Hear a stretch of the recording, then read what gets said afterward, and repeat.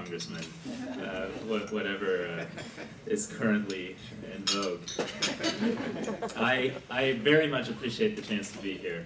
It is very exciting for me, and I'm very grateful to receive this great honor. In particular, I'm excited to associate myself with a few people in the United States government that I have a tremendous amount of respect for. Zeke Emanuel, who did so much work on this and insisted that we take a strong evidence-based approach to how we implement our work in global health. Tim Ziemer, who's been just an absolute, I was going to say rock star, but not rock star, just a very, very good, honest, open, and transparent manager who comes in every day and fights to make sure that every taxpayer dollar invested in this space is saving kids' lives. And it's as a result of that type of leadership that I can wear this pin that he gave me that points out that today 485 kids will be alive because of the President's Malaria Initiative and because of U.S. investments in malaria.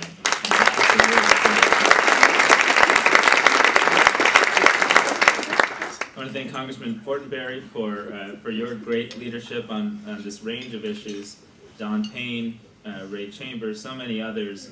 I noticed on your website the list of champions that go from Tony Blair on down, and it's just impressive, and it should be, because this is one of the unique areas where we have a chance to really change the world in a positive and efficient way. And finally, I'm very proud to associate myself with Joy today. Joy and I have worked together in other sectors like immunization before, and I've always admired her courage and her persistence and her ability to innovate, even in very large bureaucracies, so congratulations.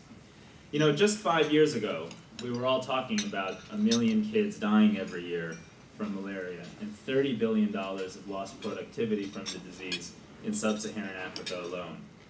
We were actually arguing about whether bed nets were better than indoor residual spraying, whether a particular type of combination therapy was appropriate for kids in communities, or whether they should be using chloroquine. And I attended debate after debate after debate. And I have so much respect for President Bush and the prior administration for essentially recognizing that actually putting all of these things together into an integrated and comprehensive package, implementing them smartly, and doing it with partners would get us the most cost-effective wins in terms of saving human lives and improving the condition of humanity for the poorest communities in the world. And they helped us break through all of those relatively meaningless debates. And today, we have real results to show for it. Malaria caseload is down by nearly a half in 40 countries around the world. As a result, we're saving 200,000 kids a year from what is otherwise an incredibly small public investment. The UNICEF report, which I found very moving, on the Millennium Development Goals and progress against the Millennium Development Goals around the world, pointed out that nearly every major area of progress is defined by a single characteristic: inequity. That even in lower income countries, the middle class and upper middle class communities were making far more progress than the very poor.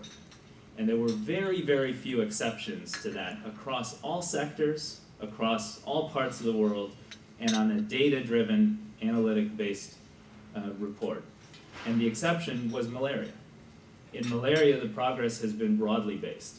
In malaria, the progress has reached the hardest to reach communities in the most distant parts of countries where traveling 22 kilometers can take 4.5 hours. And that is a testament to the people who are implementing these programs and their commitment to get out into villages, talk to students, use schools, use community theater, do whatever it takes to help people understand that putting your child under a bed net saves their lives. And so many people have taken that up that it is transforming development and achieving the kinds of results you've heard about in the video. And so with that as a framework, I think it's important to recognize the moment we're in. We are in a moment where we're, as a country, having a debate about whether we should continue to be engaged around the world. We're having a debate about whether we can afford to be a superpower. We're having a debate about whether we can put resources into things that are very cost-effective and that do save lives around the world, but do cost real resources. And we have to ask ourselves why we do that, and we have to be louder and more broadly based in making the case that we're doing it more efficiently and more effectively than ever before. And so it might seem bleak right now, and the next couple of days are going to be tough, and the next couple of weeks are going to be tough, the next couple of months are going to be tough. But I just want this community to continue to come together around the vision that you already have, because you're proving to every American leader, to every American administration official or member of Congress, and to partners all around the world, that by being smart and focused, we can achieve real results. You've proven to business leaders like the CEO and leadership of Coca-Cola, whom I met with, and they described to me how they're modeling water and climate change and understanding what that means for vector control in Africa for mosquitoes and for malaria. You're inspiring military leaders. The first time in this role I sat down with AFRICOM, they described to me how they model malaria prevalence and incidence as a regular basis of thinking about how to manage our national security around the world. You're a model for faith communities. Just a few weeks ago I spent more than 2 hours with Kay Warren and the leadership of the Saddleback Church. They have sent 14,000 of their members on missions around the world to improve the health and hunger situation of the poorest communities. And they have come back inspired by what they've seen in the area of malaria and recommitted to expanding their focus to include malaria control and food and hunger as part of their core purpose and core vision in these missions. And just yesterday, I was at MIT and Harvard, and I met with undergraduate students.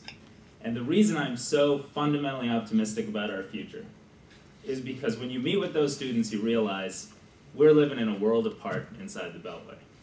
That they understand so fundamentally the connectedness of a student at MIT or Harvard and a low-income child born in rural Malawi in such a fundamental, emotional, faith-based, community, values-driven way. And because they have technology at their fingertips, they actually feel more empowered than any other generation of Americans to go out there and solve these problems in a spirit of learning and listening and engagement.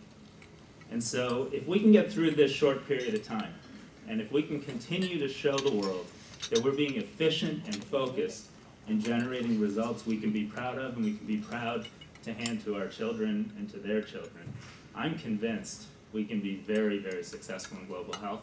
And I'm convinced in just the next 5 years, we can save 500,000 or 600,000 more lives, more child lives from malaria alone. So I appreciate the chance to be here today. I thank you very much for keeping up the effort. I'd ask you not to be discouraged by bumps along the way. And let's all just stay focused on the big prize, which is something we can be genuinely proud of as part of keeping our country safe in a smart and effective way. Thank you.